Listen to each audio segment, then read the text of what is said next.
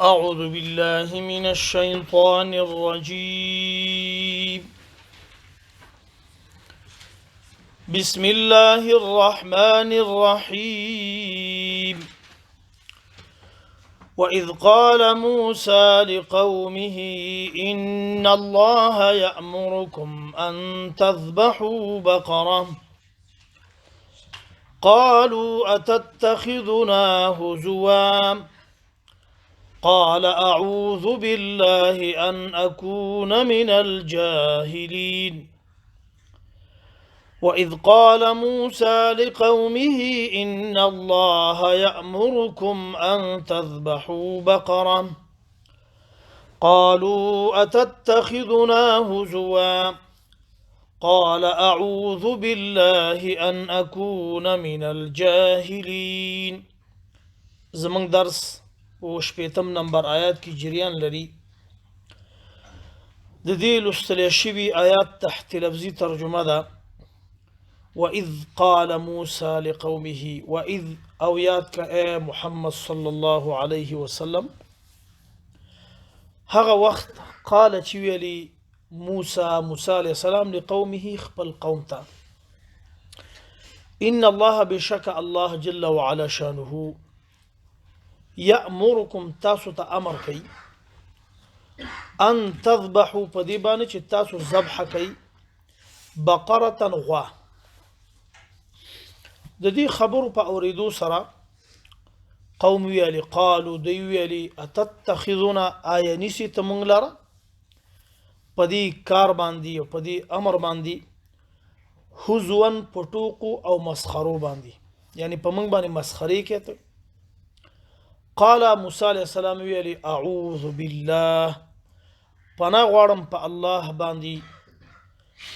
ان اكون جشمز من الجاهلين د جاهلانو ناپوهنه او مسخره کوونکو نه. واذ قال موسى او یاد کاغه وخت ویلی موسی عليه السلام لقومه خپل قوم ته ان الله بشك الله جل وعلا شانه يأمركم تاسو ته امر کوي ان تذبحوا چې تاسو ذبح کوي بقره غوا. قالوا ویلدوی اتتخذنا آیا نیسی تمنګ لرم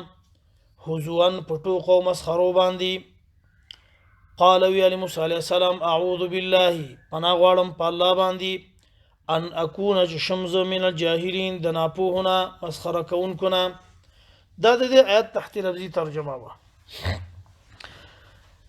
مخکې آیات کې د بنی اسرائیل د مشرانو د یهودو یو خباثت ذکر شوی دو خباثتونه او د دې نه مخکې د دوی یو خباثت ذکر شوی چې د الله د حکمونو په باره کې حیلې جوړول ترڅو هغه ساقط شي. په دې آیات کې د دوی بل خباثت ذکر کوي د مشرانو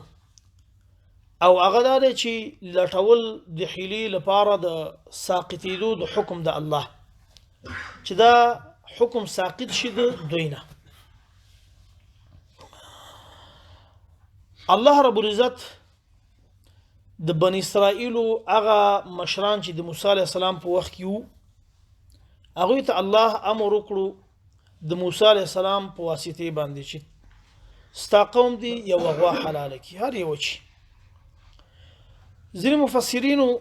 دا لیکلي دي او دا واقع د مړي پورې تړلی خو دا صحیح نه ده ځکه د مړي واقع مستقله وروسته بیل حکم دی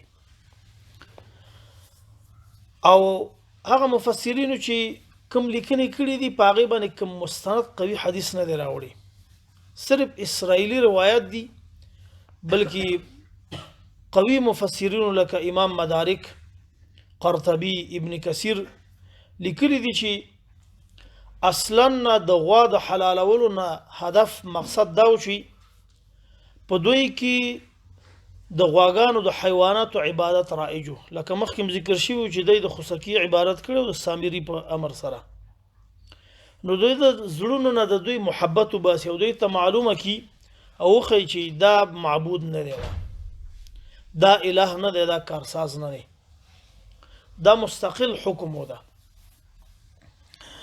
او دا د الله امر چې وو دا په ډېر تاکید اشد تاکید سره الله ذکر کړو ځکه اول دې لپاره ان لفظ راوړي چې دا ګوره قاطع امر دی خامخا دا کار وکړي دویمه په دې کې د الله خپل نوم ذکر کړی دی چې دا ګوره د الله د طرف نه دی او دریم خپل صيغه د امر ذکر کړی چې یامرکم یعنی دا ډیر قوي امر دوی ته لیکن په دې کې دی حلی جوړ کړی ترسو دغه حکم د ځان نه ساقط کې او دا کارونه کې نو الله وت زکه سخت هم کړه امام ابن حجر وایي ک چې ته دوی مطلقي غوا حلال کړی وو د الله امر امر ته لبیک ویلو نو دوی باندې بس سختی نه و دوی چې څومره چون چې را شروع کو چې سبا راځي سلويخ کال دوی پس دی ګرځي سلويخ کال نو دا قاطع امر او الله دوی ته کړو په دوی کې دوی حیلی شروع کړي ترسو دا ځان نه ساقط کی په دې آیات کې چې د اسلامی امت د لپاره کم شي نه لاس راځي اگر راځي شي دې کې لفظ د ذبح راغلی دی ذبح په ټول امتونو کې دا په حیواناتو کې د غوا او میخي او داوزی دې کې استعماليږي یعنی دې کې جاری کیږي چې سړی د دې حلاله کې په دې طریقې به کوي مخکینی امتونو کې په دې طریقې او زموږ امت کې پام دی باندې دا دویم حکم چې په دې کې موږ تلاش راځي هغه حرمت الاستهزاء حرامواله د مسخرو دا که د نبی پورې او که د عام خلکو پورې دا په هر دین کې دا حرامو ده د اوسم حرام دی الله د دین منی کړی دا او قران کریم په دې باندې ډیر زیات تاکید فرمایي چې دا د مسلمان کار دی لا يسخر قوم من قوم یو قوم دی د بل قوم پورې مسخري نه کوي دریم حکم داري په دې آیات کې چې استهزاء د عمل د جاهلانو دی او دا یو د اسباب د جهل نه دی د ناپوهۍ نه قران کریم کې د جهل اسباب چې هغه په صيغه د جهل سره استعمال شوی دي سړی ناپوهه پاتې کوي هغه نه دي د آیاتونو په بنا د قران په اصطلاح کې اسباب د جهل چې انسان سوقي جهل د چې ناپوهه پاتې شي په جامعه کې دا که مسلمانې که کافری ځینې د مسلمان پورې خاص دي اول الاستهزاء فی احکام الله هر هغه څوک چې د الله حکمونو پورې مسخري کوي دا ناپوهه پاتې کیږي الله د دې نه حافظه اخلي لکه په دې آیات کې چې دا کار څوک کوي که مسلمان کوي که کافر کوي چې بس د الله حکمونو پورې مسخري کوي لکه اوسم دا په جامعه کې شته د مسلمان لکه زه د بعضی مثالونه ویم الله په باب د نکاح کې مسلمانانو ته حکم کړی دا حکم سنتي حکم دی که سړی کوي جایزي نارینه کولی شي څلور ښځې وکړي ډیر خلک شته چې دی کې وای الله عدالت نه دی مراد کړي تلویزیونونو کې مناسب ډیر خلک شته دا تاسو خپل واوري په باب د زکات کې خل د دې حکم پر دا کې چې الله غنی دی هغه زکات د غسل د ضرورت نه لري ها الله زکات باندې تاسو ما سره قرض وکي د حکمونه دي یسه وغیرہ نو هر هغه قوم چې هغه د الله د حکمونو پوری مسخري شروع کی جاهل پاتې کیږي دوی د لکه دی آیات کې چې دی ته اشاره شوی دویم نفس به خبري د حقیقت نه هر هغه څوک چې د حقیقت نه ځان نه خبره ساتي او یې بز خپل کار کوم دا قوم الله جاهل پریدي لکه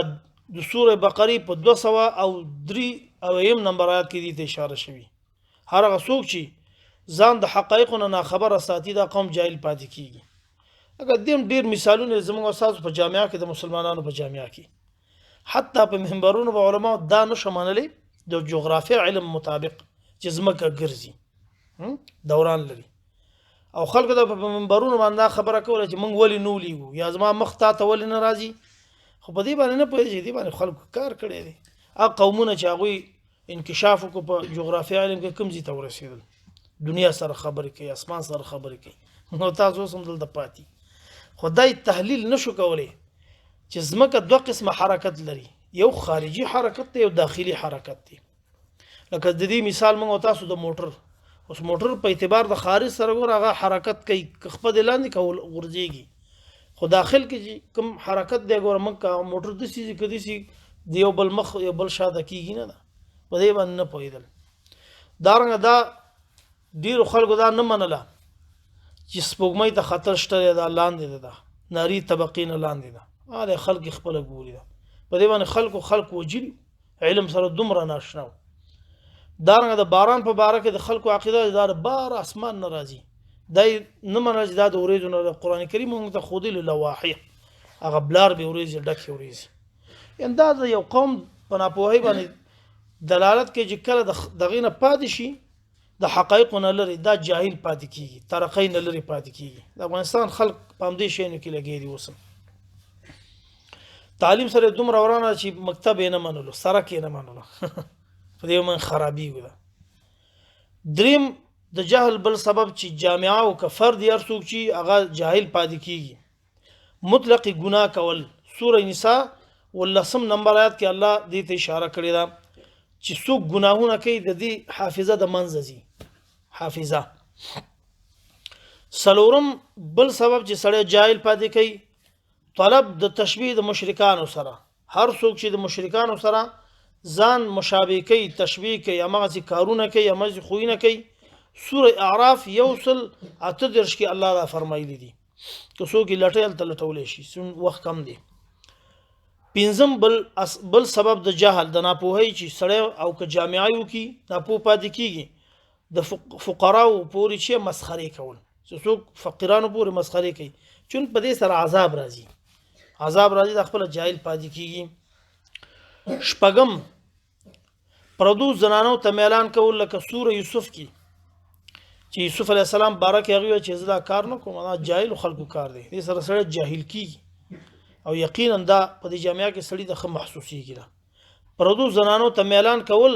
د انسان حافظه د منځوري ده سوره یوسف 3 درش کې وم سبب د جهل چې هغه بدفعلی د نارینه سره لکه سوره نمل 55 کې دا مسله الله ذکر کړی ده څوک چې بدفعلی کې د نارینه سره لواتت دا جاهل پاتې کیږي د دې حافظه الله ختمي اتم سبب د جهل چې د قران کریم چوته اشاره کړي خیانت کول په امانت کې او دا په دې اسلامي جامعو کې ګور ډیر زیات دي ځکه د دوی حکومتونه جاهل پاتې شوی دي تا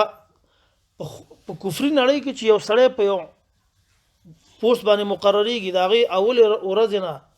عقیده او فکر د شي د خیانت ني د خدمتي دلته دا اول ورځ د خیانت فکري خیانت چې دوی کو به جاهل پاتې کیږي خپل دا جامعه چې جاهل پاتې شوی دا وجه ده سوره احزاب 2 اویا کې الله دا مسله ذکر کړي نهم سبب د جهل چې د جامعه او د فرد عبارت د غیر الله سوره زمر سلور شپې کې الله دې ته اشاره کړي چې دې سره انسان جاهل پاتې کیږي دا نو دې اسباب او ځان ساتل پکار دي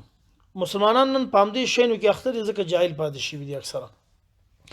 وَإِذْ قَالَ مُوسَى لِقَوْمِهِ یاد کاغه وخت چې ویلی موسی علیه السلام لقومه خپل قوم ته ان الله بشک الله چې دې یامرکم تاسو ته امر کوي ان تذبحوا بقره چې تاسو ذبح کوي وغوام هر یو چی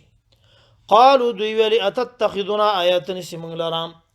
هزوا پټوق او مسخروم قال ویلی موسی علیه السلام اعوذ بالله ز پناه غوړم په الله باندې ان اكون من الجاهلين چې شمزه د جاهلانو نه پوهنا نو مسلمان ته پکار دي شي نزان ساتي که غواړي ترقی وکي دعا وکي یا الله موږ قرآن کریم پوي